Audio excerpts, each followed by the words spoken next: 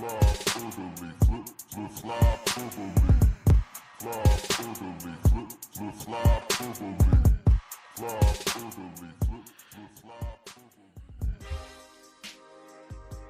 a while. What's going on, Flypaniacs? It's back. We are back. It's triumphant return of Flyperbole on the Broad Street Hockey Radio Network. Over here, it's Steve Jaco. It's Ryan Quigley. We're here. We're talking about the Philadelphia Hockey Flyers, and we're not excited to talk about the Flyers, but we're here anyway talking about the Flyers. We missed you guys, and we hope you missed us as well. I know I'm sure you've seen a lot of me. I've done a lot of podcasts, but we haven't heard from our good friend Ryan Quigley here. And I'm very excited to hear the Quigster's takes today, because while the Quigster may not have been as maybe plugged in to the Flyers as he has been in recent seasons, he's still got great hockey takes. I love talking hockey with this guy. Ryan Quigley, how you doing today, my friend? I'm here and I'm coming in hard, Steve. That's what you want to hear. And real quick shout out to our friends at FanDuel. Thanks for sponsoring the show. But Ryan Quigley declaring that he's coming in hard on this show, and that's what you want to hear. He's hard a lot, as we know. Did you take any special pills beforehand, or just all natural? No. This is just me coming in hard. That's all it is. Just innocent. Coming in hard here. And did you come in as hard as the Flyers fighting coach outside of the Barstool bar? You know what? No, I might not be coming in that hard, actually. You've seen this, right? So I actually have not seen the video, but I've heard of what happened. And so basically, for those who are listening to this, and if you are listening to this, you are enough of a psychopath to be following the team close enough to know that they hired this man, the Philadelphia Flyers NHL Hockey Club. They officially hired this man who we're about to watch over the offseason to teach their players how to fight. And so far, very few of the players have been fighting. Really, who's fought this season aside from Delorier? Grabankin's fought. Grabankin's fought. Mishkov had a fight. Mishkov had technically had a fight, yeah. Technically had a fight. Has anyone else fought? I would have to look it up, but not a ton. Like, it really it's so funny. Like, why would you spend the time in the money and the effort? I mean, I don't want to talk too much about this guy, because I feel like, you want to talk about somebody who could beat the ever living crap out of me. It's this guy right here. But it's just very funny that in the year 2026 that they're hiring a fighting coach. Like, okay, cool. That's really just pointless right there. It's the most Flyers thing possible. Like, it's just so Flyers that they would hire a literal fighting. That's so Flyers right there. Yeah, I'm trying to find the video. I'm having a little bit of trouble there, but it's you know what? Screw it. You can find it. Yeah, find it on your own. It's somewhere on social media. But it's just so funny because, like, he's outside of the Barstool bar, which you want to talk about big surprise. There's trouble outside of the Barstool bar. What are you, stupid? You have to love that this guy's name also is Garbarino, just like Johnny Cannoli is what he goes by, but just so he's just make this shit up. Much. There's something about the Flyers. They must have a hot-headed Italian somewhere in the organization coaching. John Tortorella was the head coach, and now the fighting coach is also a hot-headed Italian. So is he from South Jersey or Philly somewhere, that guy, or what's his situation? I have not looked too much into him, just because, like, I thought this was such a silly signing in the first place. But you just gotta love that he goes by Johnny Cannoli. And then he was punching, like, so when bars have that little, like, storm door area outside in the front, and it's like kind of like plexiglass, like plastic. He's like punching through the plexiglass, the plastic out there to get at this guy. Like, it's a wild video. Please check it out when you get the chance. But just so funny that that's one of the Flyers related headlines that has happened in recent weeks. Just like, I really could not make up all the different shit with this headline right here. I'm trying to see. I had a buddy who sent me a text with this headline, and he basically said, "This is the best Flyers related thing I've seen in a while." It was okay. I think it was the Inquirer headline. Flyers fight coach and bare knuckle brawler Johnny Cannoli Garbarino sparked a melee outside Barstool. Yes. Oh, I didn't know that. I thought he was just like a UFC fighter or something. Yeah. So wait. So the Flyers hired a bare knuckle brawler to coach their players on how to fight. All right. So here's specifically from Inquirer Sports. Last offseason, the Flyers hired Johnny Garbarino to help younger players hold their own during fights on the ice. He had an ideal resume for the job. The South Philly native is an undefeated middleweight in the bare knuckle fighting championship. Bare knuckle. Okay. What strikes me about this is that there are people and this shouldn't be surprising at all. I don't know why I'm acting surprised in any way, but this means that there are people within the Flyers organization who in their free time, they watch bare knuckle brawl fights. And that is that. I mean, listen, I don't watch UFC. It just doesn't interest me. I don't have a problem with UFC, but it's not my thing. Yeah. Same thing like boxing. Like I don't have just not for me. Yeah, I just don't watch it. Bare knuckle brawl stuff is barbaric stuff. And like it's border like you have to like go on some weird website where like you're going to get a virus or something on your computer to watch it. Like it's very weird and shady. And the fact that the Flyers knew who this man was, number one, and then number two said, you know what we need to do? We need to get that guy on payroll. We need to hire him. This is the Flyers. This is the Flyers. This is the Flyers right there. And again, happening at the Barstool bar, just like chef's kiss of a headline right there. It all makes sense. And that's like, I've actually been dying to talk about this because I haven't gotten to talk about this on the other. I've had to be a professional podcaster out there. Like I got weird shit to talk about here. I got to talk about that. I got to talk about the fact that we've got a baseball championship going on right now. And the Italian team is doing shots of espresso in the dugout. And it's the greatest thing I've ever seen. We're living in weird times. Now, I assume that they're just espresso. Are we sure they're not like espresso martinis? It could be. I'm assuming it's hot espresso straight up because there is a reaction shot from one of the players where he's like, it was too hot and he jumped back from it. But it could be. I wouldn't be surprised they had a little bit of spice in there. Spice up your life. Yeah. Okay. Yeah. You kind of love it. There's a lot of weird stuff going on in sports right now. Like Kyler Murray's on the Vikings now all of a sudden. A lot of weird things happening. So, every NFL move has been super weird. Reed Blankenship is going to be on the Texans, which is like Reed Blankenship. Kyler Murray feels like he shouldn't be able to play for a team other than the Cardinals because for no other reason than he is the size of a Cardinal. Yeah, he's a really tiny guy. He should go back to baseball. He should. Honestly, he should. Like, because he was between should I play baseball or football professionally? And he went with football, which is stupid because it's stupid. Like, why? Why would you do it? Like baseball, you just stand there really until I could get 100 concussions, or I could just play in the sun all the time. Yeah, be in the sun. Get your vitamin D. Yeah, like you're gonna run, but only for 60 feet, and then you stop running. It's a sport that John Kruk can play. Honestly, sign me up. Like that's all the convincing I would really need. So. Who's the guy? Oh my God. On the Mexican team, there's a guy who's also on the Blue Jays and I can't remember. He had the last name Kirk. And he is Alejandro Kirk. Yeah. Alejandro Kirk. That guy this rocks. Is my kind of player because he's a nice hefty guy. My kind of guy, 5'8", 245. Oh, sign me up. My kind of player. Right there. He's kind of fast too. He's not slow. He's not slow. Like he's way faster than me. And it's just 5'8", 245. This is my kind of guy. I saw him out there and I'm like, oh, look at that guy. Hell yeah.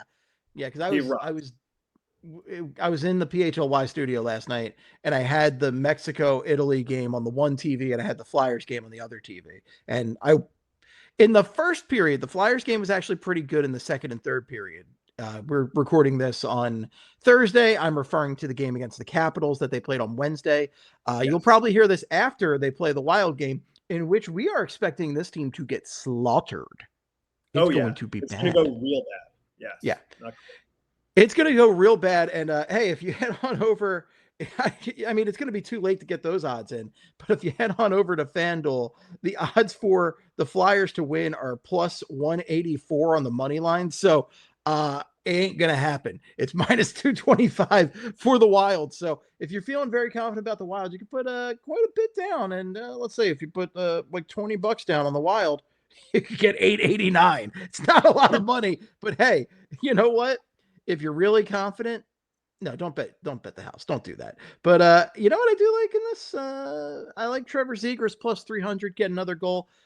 Trevor Zegras had a beautiful goal in that Capitals game, which there has not been a lot since early January to really be excited about with this team. So it was really nice to see another just gorgeous Zegras goal after, I think a month and a half of absolute torture. Yeah, and this is kind of what I wanted to get into, because like at this stage, I know the Flyers aren't out of the playoffs. Like they have not been officially eliminated, right? I think they have a 5% chance or something like that. It's very low. It's very low. Yeah. But like anyone who is not delusional is watching these Flyers games not with hopes of, them fulfilling their playoff dreams, but more so with hopes of, let's see the young guys do cool stuff. And so far, like last couple of games, we've seen that. We saw Trevor Zegras playing well. He's been good the last couple of games. Matvei Michkov has been looking a little bit better. Denver Barkey, I mean, that was a great feed too. I believe it was Matvei Michkov for that goal against who was it? I can't remember. Truly, there was somebody recently, and it was a very good feed. Those guys have good chemistry. The last Alex couple Funk, games, Nikita Grabenkin, Grabenkin was great in the Capitals game because he was just having a lot of like madman Grabenkin moments where he's like getting in people's faces and like really agitating the other team and laughing as they're trying to punch him. It's fantastic stuff there. Going full Joker. I think that was Brandon Duhaime or something that was going after him. And it started from early on, because I remember early on maybe it was like the second period or something. They were behind the net and they were just throwing, jabs at each other, the whole face wash, all that. And then at the end of the game, of course, as fate would have it, they come back together at the final buzzer. Duhaime is losing his mind. I don't know what Grabenkin said or did to him, but Duhaime was acting like he just killed his whole family right in front of him. I mean, he needed to get to Nikita Grabenkin. And the whole time, it's actually kind of funny because Duhaime got like totally manhandled by a ref. And then Grabenkin, you can see he's pointing and laughing at him. And it's just like, I'm telling you, Steve, I'm telling you right now, Nikita Grabenkin, what a flyer already. Oh, yeah. I love him. I love Grabenkin, and that's the kind of role I really like him in, is that shit stirrer role. And it got to the point, like, things got really out of hand at the end of that game, and it was great. And like, I felt like we were just shy of a full brawl. And it's one of those moments where it's like, well, if Nick Delorier was here, there might have been a possibility of that. But it was really good to see them, because we haven't talked even since way before the trade deadline at this point.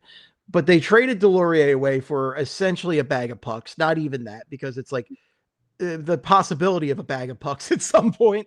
And that's fine, because Nick Delorier cannot play modern NHL hockey at all. He is just there for the elbow room vibes and all that. Yeah. And that's cool. I'm glad that Dr. T apparently allowed Rod the Bod to get one guy for the vibes, which is very unlike Dr. T. But hey, if it puts him over the top, then great. And maybe he's just got a great playlist. But it was good to see them in a game where there was a physical threat and they didn't feel like they had to have the big goony guy come in and fight their battles for them. They were picking up for each other, because Tom Wilson was throwing his weight around in that game, and he was pissed off to the point that the broadcast overheard him at the end of the game calling somebody a fucking nerd. Yeah, which is he stole that from TK, first of all. I mean, what do they call that?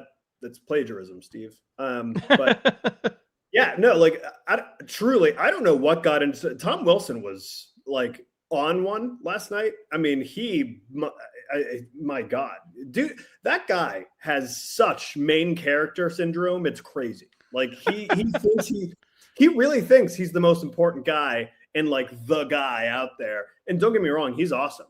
But like, I can name quite a few players who are much more important than he is. And yeah, I don't know. He made the Olympics and it went right to his head. Yeah, he's acting like he's, you know what Tom Wilson is? Tom Wilson's the kind of guy who refers to himself as like an alpha. I feel like he would say that about himself.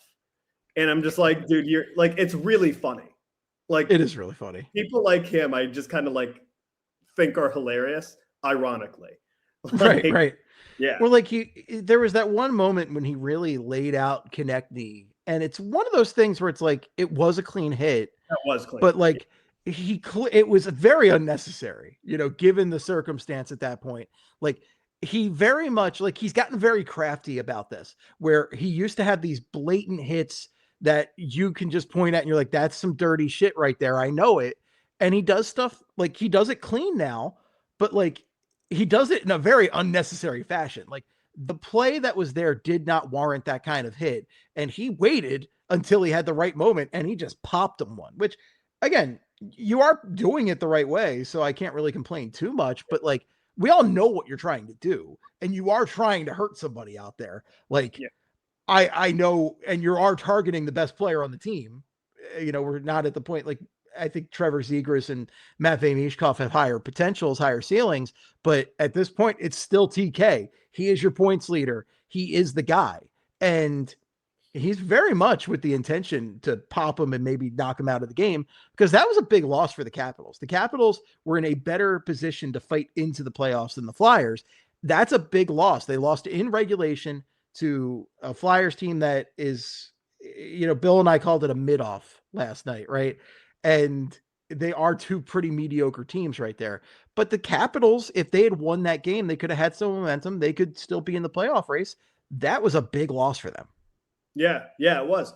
And it is funny how the Flyers, this time of year, it does seem like they make a little bit of a habit out of this, where like they're basically out of the playoffs, but then they play against the team they should lose to, and then they beat them. Last year that was a big deal.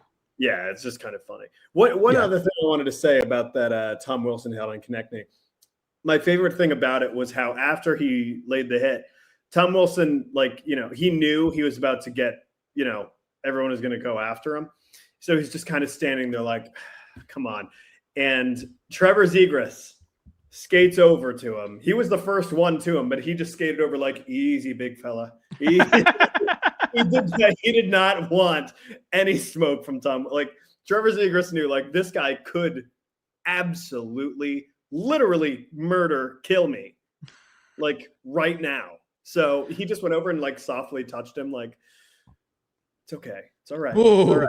That boy. Yeah. And then Sanheim comes in and he tries to do something, but that didn't go over great either. So yeah. But they were I felt like they were really picking up for each other in that game, especially Grabenkin really throwing his body around. And those are the guys that you're focusing in on at this point, because like, they're not going to finish bottom. Well, they might not finish bottom 5. You never know, but they probably won't finish bottom 5. They're almost certainly not making the playoffs. So at this point, you just have to watch. And if you're sickos like us, like, you're watching and you're really just trying to focus on the positives from young guys like Trevor Zegras doing good stuff, Matvei Mishkov doing good stuff, Grabenkin showing who he is. And there's one guy who's now not in the mix, because we've talked about this a lot over the past couple of years, that there's a lot of mouths to feed at wing, especially after drafting Porter Martone. So somebody had to move. And we all assumed it was going to be Bobby Brink. We all really liked Bobby Brink. So we were kind of hoping it wouldn't be, but we understood if it was. And well, it ended up being Bobby Brink. He was their big move at the deadline because, Danny Briere couldn't find anybody willing to give up a first rounder and a prospect for a guy who gets mysteriously hurt and disappears for months at a time in Rasmus Ristolainen, who, big shocker, who 2 years ago didn't know how to play the game of hockey and had to learn from scratch. But I digress. But I do like this Credit move. to Risto, though. Credit to Risto for turning himself into an actual real-life hockey player. Yeah. Risto's come a long way. I actually like Risto. He does not bother me on the team. I would have loved to have traded him at the deadline. I'm a little calmer than I was at the deadline, but I would very much like to see him trade in the offseason, especially given who they just traded Bobby Brink for in David Jiricek, because this is not a guy who's ready yet, but he was a high draft pick. He's a guy with a lot of interesting tools that if they can give the Risto treatment to this guy, you have a potential top 4, maybe even a top pairing guy, given his size and skill set. But it's very much a sell something that's useful today for a future asset kind of move there. It was good as a hockey trade, but it absolutely benefits the Wild here and now. But it's cool. I have so many feelings on this. I've said a lot of my piece. I want to get yours, specifically because I haven't heard from you too much on this. And before I do that, I just want to say that, Brink, it's got to be incredible to be Bobby Brink and to be on this Flyers team that had just the worst January, just in an absolutely abysmal January, and then goes on the Olympic break, is just seesawing up and down. And then you get traded to a team that is legitimately exciting, a team that made the biggest swing in the league in years with Quinn Hughes. Just what an unbelievable swing. I don't like Bill Guerin, but that I have to admire a move like that to take a swing for a guy like Quinn Hughes. And Brink is just a nice complementary player in that lineup. And, playing the third line on the Wild, your hometown team too, at that, is night and day versus dealing with just this middling Flyers team. Yeah, no, he's on a competitive team. He's home. He's a Minnesota kid. Like that. That's awesome. Now, one thing to remember, Steve, this is not a family reunion for Bobby Brink, famously. We all know he's there to work. For those who don't know this, Bill Guerin, the esteemed general manager of the Minnesota Wild, basically said, really weirdly, the day of this trade, he says, quote, and this is from Michael Russo of The Athletic. He says, quote, from Bill Guerin, the first thing I told them was, this is not a family reunion. This is not to get together with your buddies. Tell your buddies and your family they know where the ticket office is. Buy your own freaking tickets, okay? I'm serious too. Like, I'm half kidding, but I'm half serious.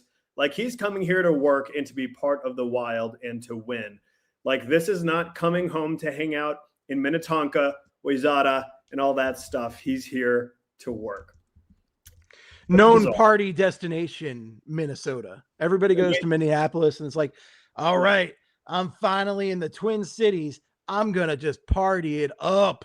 Yeah, that was a very odd quote by Bill Guerin. Thanks for that, Bill. I'm sure he's an odd guy. Like, between Paul Fenton and Bill Guerin, they just have quite a history of weird GMs in Minnesota over there. And Bill Guerin, I feel like, doesn't he always look drunk to you? Just always red-faced? He does. And lately he's been growing his hair out and he just looks like an aged, less tattooed version of Bam Margera. And it's really, it's unbelievable, truly, Steve. Like, if you take a look at him, he really, really does look like just a less, drug adventured Bam Margera. It's truly something. God. We gotta go to the tape on this one here, but we're gonna look it up here. Bill Guerin, long hair, and you'll find a couple things, and I swear to God, he looks like Bam Margera a little bit.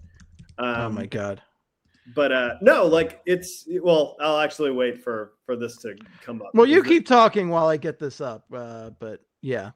Well, basically, what I'll just say is, I am happy for Bobby Brink. I have a lot of thoughts on this, so this is gonna go wild. But I am happy for Bobby Brink because with the Flyers, it just seemed like you're right. He's leaving a very mid team, if that, and going to truly a Stanley Cup contender right now. And it's actually kind of funny because he's going from one team that lacks center depth to another team that lacks center depth, but has elite play from their wingers. The Flyers have good play from their wingers. The Wilds, they have some of the best wingers in the entire NHL. So that's a nice little thing for him. And he's going to be playing some good minutes, hopefully there, and we'll see what happens. But now here's what I think about this trade, Steve. The way I described this to Joe DiMarini when we were watching the Flyers game against the Penguins last weekend.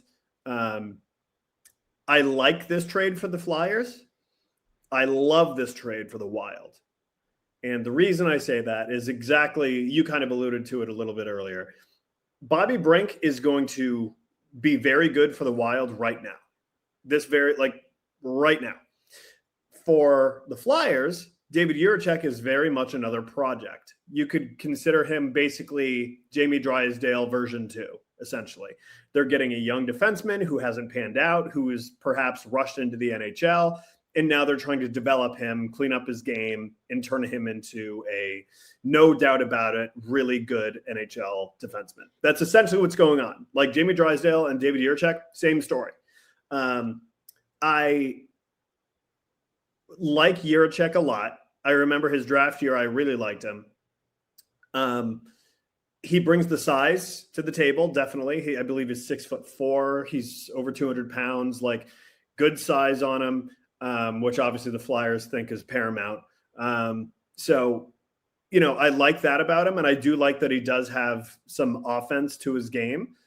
He has a crazy shot, which rocks, but there's a lot of other issues in his game that has to be worked on, from the skating to the to positioning to, people say his offensive IQ is pretty high, but I would like to see a little bit more at the NHL level there. So, and he's young. He's only, I believe, 22 years old. So it's not like he's, it's not like he's a lost cause. There's plenty of time to get this figured out with him.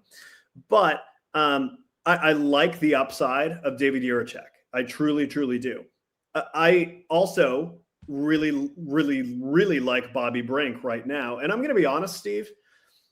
I think Bobby Brink has not hit his ceiling yet. I know he's 24 years old.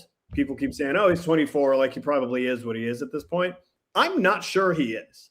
I feel like he could have another level when he's paired with, or when he's playing with better talent around him. And okay. That's not to say that when he was playing with, Tyson Forster, that's not good talent. I swear to God, look at this. I had to figure out, I was trying to do the screen share with, I'm using a different browser than I used to, and it wasn't working. So I just made a file on my phone, uploaded it. There we go. We got it. So that's Bill Guerin at the top, Bam Margera on the bottom. They could be father and son. For those not watching this, that's a you problem. There is a picture of Bill Guerin with long hair paired next to Bam Margera, and it's of Jackass fame. It's the same photo. It's so fantastic. Good. I'm so happy. I'm very glad. I'm glad I did that too. I'm glad I put that together. Well, and that was a great call out on your part. But yeah, so I'm pulling up Bobby Brink's career numbers right now. And this is, again, I have said this is a player that I think anybody would like to have on their team. I think I've said this about Ryan Poehling, and I hold to it. Ryan Poehling having a nice year with the Ducks too. So he's worked out pretty decent for them. Still a better trade for the Flyers, but everybody wants a Bobby Brink because Bobby Brink's a very smart player. He's a good, tenacious player. He's just the kind of guy that can fit on any NHL roster right there. So right now he's played 3 games with the Wild. He has 1 goal in the last game. But, he's getting his footing. He's figuring out where he is in the lineup. His career high at this point was his second year in the league. He had 41 points in 79 games with the Flyers. So, I think he has room to grow. If he can be a 40 to 50 point player, that's a very useful player, especially on the third line. Do you see his ceiling being in that range? I personally, I definitely think he could be a 40, 50 point player. I mean, we've already seen him hit 40 points before, so we know he can do that at least. I could see him being a 50-point player, definitely. Yeah. And I could see Bobby Brink, and I'm not saying this is going to happen, but I could see a scenario in which Flyers fans look back at that trade years down the road and they say, wow, the Flyers got fleeced in that trade. Like, we got this guy, David Jiricek, who played 3 years with the Flyers and he wasn't even that good. But Bobby Brink went and won a Stanley Cup with the Wild, and he spent 13 years there, and he had like 6 50-point seasons with the Wild. Like something like that happening, I could see. I'm not saying it's going to happen because, and I want to reiterate, I mean, it is the Flyers. I like David Jiricek. I like David Jiricek, and I do think, based off of what we've seen the Flyers do with Jamie Drysdale, I think they can do it again. I do believe that. Jamie Drysdale and Rasmus Ristolainen, and Drysdale, we were just talking last night because he's actually really starting to figure out his goal scoring touch, which is really nice because he reworked his defensive game entirely. Like, he was basically a non-entity on defense, and now he's a pretty good defensive hockey player, but now he's adding that offensive aspect, and that's really exciting. And I think they're going to have to do something very similar with Jiricek, but he also has some more size than Drysdale. So it's have to be a combination of what Risto and Drysdale has had happen so far. So that's interesting. I like the trade just because the Flyers' defensive depth is a problem. They really do need higher end defensive prospects. It's pretty much just Jiricek and Bonk right now.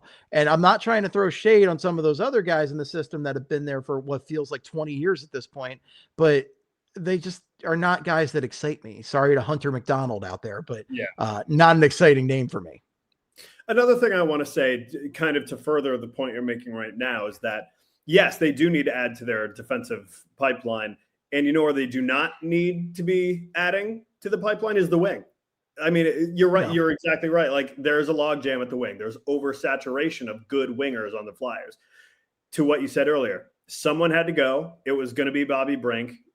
We might even see another winger go this summer. Cough, cough. Owen Tippett, cough, cough. But we'll have to see about that because he has been playing pretty well this year. But best player on the ice in the Washington game. Everybody was talking him up in the locker room. He was fantastic. He had 6 shots in that game. He had a bunch of breakaways. Like, it really is the ultimate frustrating player because, like, I will say though, this season he has been much more consistent. He takes a lot more shots, actually getting them on net. This has been a much better showcase for Owen Tippett. But if they can work, I would love to keep Owen Tippett because he is such a fast player.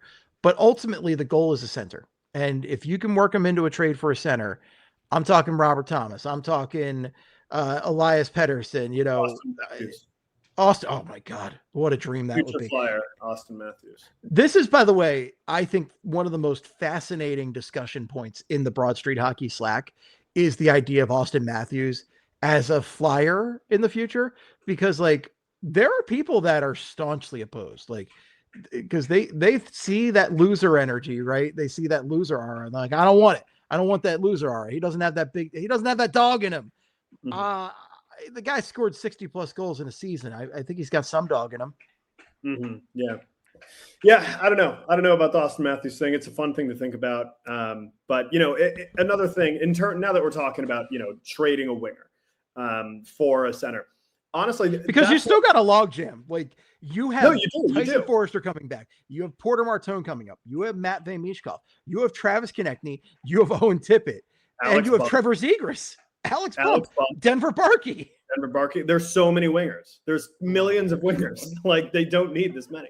I would have Tyson Forrester. I mentioned, somebody said like an experiment with like Tyson Forrester playing center or something. If he can do it, get him there because it would be amazing. Yeah. Now, one thing I want to say is in regard to the Bobby Brink trade, I didn't see him being traded the way he was. I didn't think it was ever going to be a one-for-one trade. I thought he was going to get worked into a bigger deal with Ristolainen. I thought Bobby Brink was going to be just perfect as like in a trade package to get a 1C. Like, I like honestly, what I was thinking is, maybe you go, you trade Ristolainen with Bobby Brink and a first round pick and something else, and then you get, some star player. Like that's what I was thinking. And that's not what happened. Like I did not see him being a 1-for-1 trade guy. I really thought he would end up being part of a package. Same. So that was interesting to me. But and again, I do want to reiterate, I don't dislike the trade for the Flyers. I just know that for the Wild, what they're getting is a certainty, Yes. at least a certainty. He could be even more than what they think they're getting. With the Flyers, they need Jiricek to prove himself, and that comes with risk. But if it pays off, boy, oh boy, do they have a player in David Jiricek.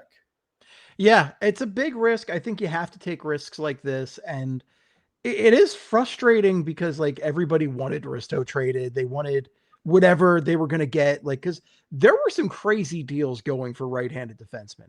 But as I said before, I totally understand the perspective of other GMs to not want to take that risk, because like Ristolainen is just like, it just gets hurt and he disappears off the face of the planet. He was great in the Olympics. And, I think that was a nice showcase for what a playoff Ristolainen could look like. But I also, it's been pointed out to me that the Flyers played the first quarter of the season without him, and that was probably their best hockey of the season. Yeah, no, absolutely. And it's just, to me, that was where the disappointment was in them not being able to trade him, is that, how do we know he's not going to get a mystery injury again very, very soon, and he just disappears for months on end? Yeah. Like, it's happened multiple times at this point. Like, while he's healthy and playing well, you got to take advantage. But the thing is other teams aren't stupid. They also know that he does that he will just disappear for a long time, then come back. And, I believe it was Charlie who reported saying, like, yeah, the Flyers never got a first round pick in a trade offer for Rasmus Ristolainen. That being the case, then I'm okay with keeping him. Because now, granted, I personally would have traded him for a second and a prospect. The Flyers were like, no, we want a first. And honestly, I appreciate that from Danny Briere. I really do. Like, a second round pick, like, what, like, who cares? Whatever. Like, if that's left on the table, I can live with that. If I believe the fear for, the couple days, on trade deadline day and the day after was, oh my God, Danny was getting the same offers for Rasmus Ristolainen that other teams were paying to get a right-handed defenseman, and he wasn't taking it. What the hell is wrong with him? Turns out he wasn't getting those offers. If he was, he'd be gone. And, it's that made me feel a lot better about the whole situation, was just getting that confirmation of, oh no, they weren't getting the first round pick was never on the table. And that makes me feel fine about Rasmus Ristolainen staying. Now, that said, ship his ass out this summer. Oh, for sure. Get him out. I want to see, get him out of here. I want to see Oliver Bonk up with this team if he's ready for it, or Jiricek, either one of them, because now you got a couple righties in the system that you can work up in there. You finally have some guys to work with, and I want to see, and I really hope they don't screw up this Emil Andre thing, because Rick Tocchet has become a real problem with guys like that, with these European players at this point. Yeah.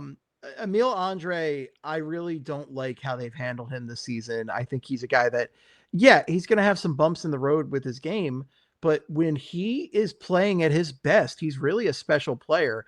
And look, I am not under the illusion that Emil Andre is like a first pair defenseman, but I think he can really give you an offensive spark that not a lot of other guys in this lineup can do. And I think it's worth having that guy in the lineup. And I think they're better with him in there than without him in there, because if they bring back Noah Juleson, I'm going to have some serious problems with this team. Oh, yeah. Yeah. Like, listen, Noah Juleson doesn't make a ton of sense.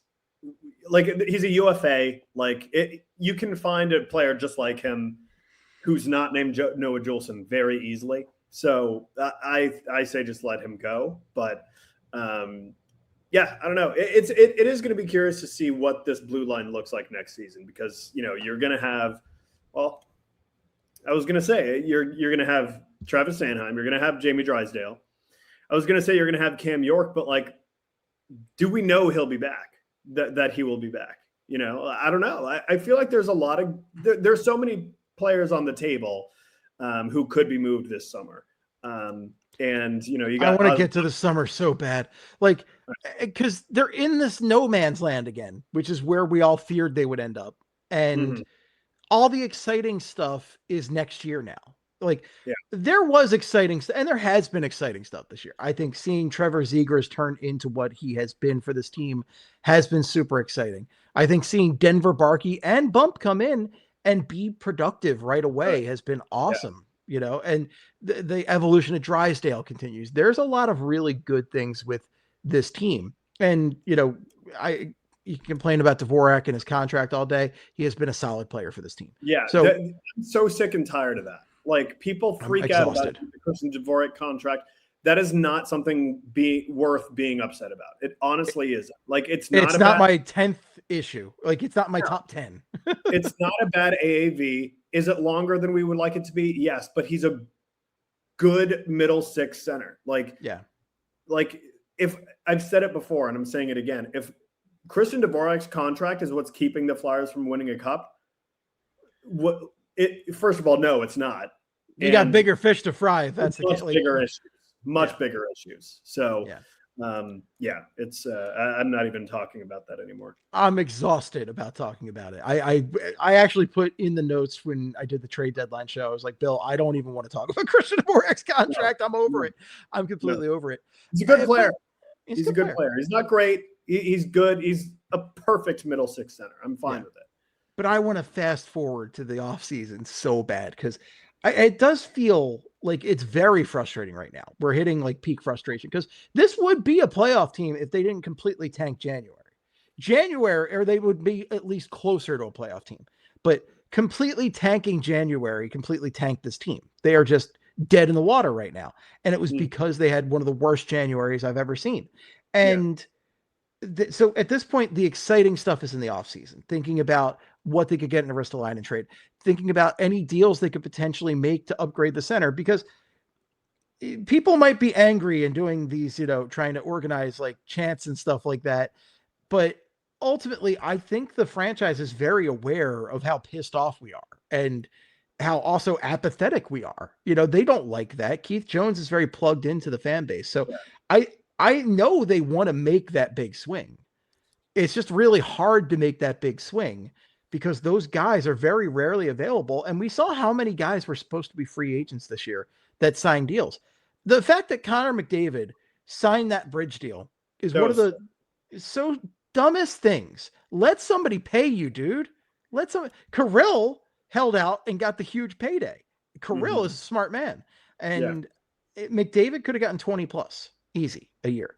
And you should just let Papa Comcast pay you lots of money, my guy. Come on, to live in your bland house. Yeah, that black and white house. That black and white house. It's a bizarre house. Listen, no, you mentioned the big swing. We did hear from Elliot Friedman on 32 Thoughts that apparently the Flyers tried to make, quote unquote, a big swing. Didn't work out, but makes you wonder, what was that big swing? And in that exact same podcast, what did Elliot Friedman report? Teams were sniffing around Austin Matthews. It just makes me wonder if there's correlation there. It makes me wonder if the Flyers are eyeing what's a horrible situation in Toronto. No one wants to be playing for the Maple. They're on an 8-game losing streak right now. They're going to lose again tonight. I believe they're already down against whoever the hell they're facing. I don't know. It doesn't really matter. They're going to lose. Should have kept Mitch Marner, I guess. Yeah, but they're down 2-1 against the Ducks in the first period. So it's just no one they're about to lose their 9th straight game. I'm just going to go ahead and say they're going to lose their 9th straight. and no one wants to play there. Nobody wants to play for Craig Berube? Craig Berube, he's going to get canned. Austin Matthews is just done. He's done. The team is horrible right now, and it's not his fault. Like, he's doing what he can. And, could he be doing more? Yeah. But, is there some apathy involved there? Probably. After years of dealing with this bullshit, I would want to get the hell out of Toronto as well. So, sure. Yeah. It is the worst media environment in the league to deal with, too. Yeah. Because it's like Eagles coverage in Philadelphia is what hockey coverage in Toronto is like. Yeah. And up there, Toronto fans have a weird thing of like, I don't want an American captain. It's just like, you guys are idiots. Just like, it's unbelievable. So, honestly, that's what I'm thinking, Steve. Like, I think the Flyers should have their eyes on Austin Matthews. He's going to be, listen, if teams are sniffing around Austin Matthews and the Maple Leafs are just straight up tanking right now, they're not close at all. The closest they were was the last few years, and they absolutely fumbled the bag every single time. So, like, at this point, I just feel like they need a reset. And yeah, I feel like they need to trade Austin Matthews. And I think the Flyers should be one of the teams that does that, because that is a big swing and it's exactly what the Flyers need. Will he be a perfect Philadelphia Flyer? Will the Flyers fan base worship the ground he walks on? Probably not. They're probably going to be pissed at him sometimes. But you know what? He's an undeniably a 1C, a very, very, very good 1C. And it just – that's what I want to see this offseason. So I don't know how we got on this topic, but that's what I want to see. Let me ask you the real devilish question here, the one that the upsetting question to go with this. So let's say you're Danny Briere, you're ready to pull the trigger on that deal, and Toronto is insisting on one of your young studs, Michkov or Martone. Which one are you going with? Which one am I keeping? Which one are you trading? Which one are you keeping? Are you ready? I'm trading Matvei Michkov. I thought you were going to say that, and I understand why. I love our dear Matvei. I love him. He's my own son. I love him like a son, but I do understand why. And I think a lot of the intangibles that Porter Martone has shown in this college year and in World Juniors and everything, and also just that desperate need for a center, and also just the logjam at wing. I think Matvei Michkov is undeniably a special player, but if you asked me today, if I had to, which I don't want to, but if you are trading for a number one center, an undeniable number one center who, how old is Mr. Matthews at this point? Mr. Matthews. Oh my God, I could do Mr. Feeney voice. 28, actually. He turns 29, I believe. That's right. He turns 29 at the beginning of next season. He's a September baby. So there you go. So to get a guy who's in his prime, that is a number one center, you probably do have to give up one of your special young players. And it absolutely sucks. But I think given the issues that maybe some of the staff has with Matvei, which I think is fucked up and I hate, given, I guess maybe just like, I don't know how Martone feels today versus Michkov in his sophomore year. It feels like the play. I could change my mind tomorrow on that, to be honest, because I really love both these players and I can't wait to see them on the ice together. But between the fact that you need centers, you have a logjam at wing, and I just really like a lot of what I've seen from Martone in this college year. It feels like today Martone's the guy, but again, I could change my mind if Michkov does something special against the Wild tonight, and I'm like, no, it's Michkov, because he is like, they're both special players in my opinion. I think they're both definitely special players, but if you're going to make a big trade and you are going above, like, I think if you're going for Robert Thomas, you'd be foolish to give up one of those guys. And I think Robert Thomas I like Robert Thomas. I think Robert Thomas would be a really good play to go for your 1C, but Robert Thomas is not a guy that you give up a Michkov or a Martone for.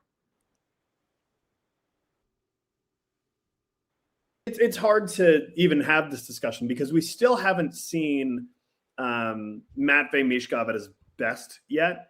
I feel like I know we haven't. Like I know his rookie season was dazzling.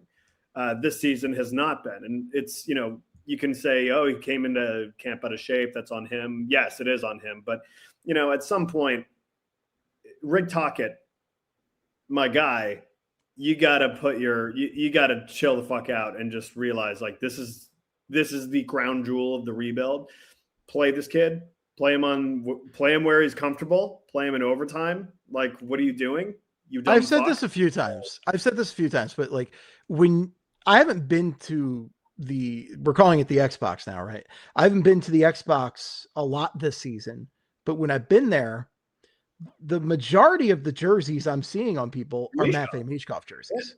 Yeah. People love Mishkov. They want to see him play, and they're not there to see Rick Tocchet.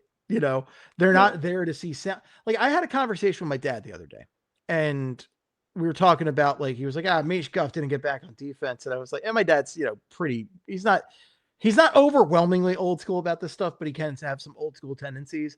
And I'm like, I said to him, like, I don't give a shit if he gets back on defense. And I said the same thing last year. Like, I'm not here to watch him play defense. There are 4 other guys out on the ice that can play the defense there. He can cherry pick all day, like rookie Ovechkin and shit. I don't care. I want him to get goals. I want to see him do exciting plays. The best play I've seen him do this year was that overtime goal against the Rangers, which he pretty much had to set himself up for success there by taking a penalty to be in the box. Mm-hmm. Yeah. Yeah. And listen, like, look at Patrick Kane, like there were times during his, reign of terror with the Blackhawks where he was, and I know plus minus is stupid, but like there was one season he scored, 76 points in 82 games. Good season from him. He was minus 20. Like then there was another year. This is 21-22, 92 points in 78 games, minus 19. Like, yeah. I don't like, honestly, if you're gifted offensively, be gifted offensively. It just kills me that Rick Tocchet is trying to be like, no, they have to learn to play the right way. The right way is how you're best at playing.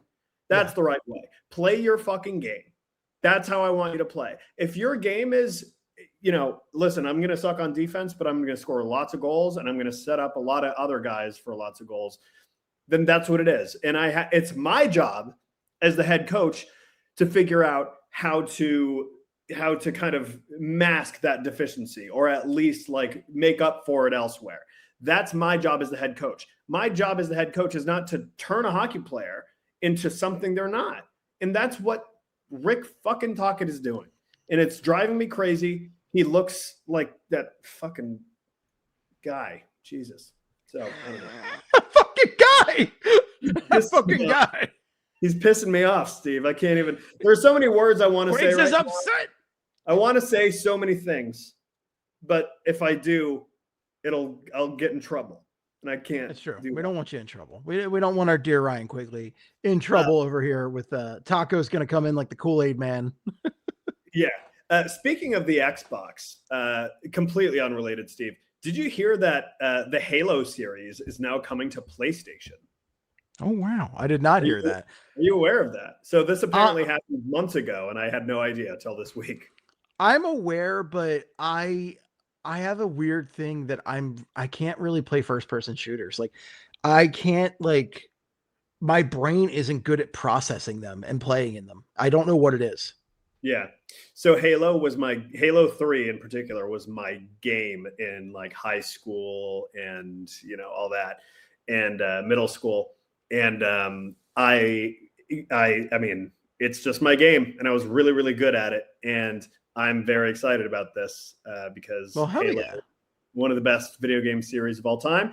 And then 343 Industries, you pieces of shit, you ruined it, you killed it. Bungie was way better than they were for Halo. 343 can fuck off. But Halo is coming back, and it's coming to the PlayStation 5, and I am very giddy about it. Oh, hell yeah. Well, I love that. And I'm excited because I'm going to have time to play video games again because, oh, baby, it has been a couple years. It has been a while. But Your boy is finally done with his stupid MBA. It's finally done for. I'll get the degree in a couple months. I've taken my last class, and I am very stoked about it. Congratulations. There we go. I thought that was going to be the bam, bam, bam, bam one, and instead that's just a regular air horn. For a moment, I thought that was Taps, the military funeral song. That was my free time when I took on grad school is what happened. I was trying to do the bam, bam, bam, bam, and it didn't happen. Very Flyperbole to have that big fail there. So Steve, you missed out on a terrific opportunity to use the Ham Horn app. This podcast is not sponsored by the Ham Horn app, but there's an app called the Ham Horn. And all it is, you open it up and there's a button with a little horn on it and you tap it. And then it goes. Bow, bow, bow, bow, bow, bow, bow. I used to have a couple of apps like that. I miss the more simple days of apps like that. So the Ham Horn is what it's called. Yep, the Ham Horn. I could also just bake it into the actual, like, we do this on StreamYard and they have a ton of different sounds that I could put in, and I just didn't put it in. So like I have a gong here. I have that. Yeah. Sure. This is a good one. Yeah. Okay. Thank you. I've finished the MBA. So there you go. But yes, I am stoked. I have gone back to school in my early 40s, and it's finally over. No more citations. Jesus Christ. No more group projects. Oh my God. I'm very happy to be done. I legit love this for you because I know that this has just been a pain in your ass, and it's over. You did it. It's over. Thank God it's over. There's been a multitude of reasons that we've done a lot less Flyperboles this year.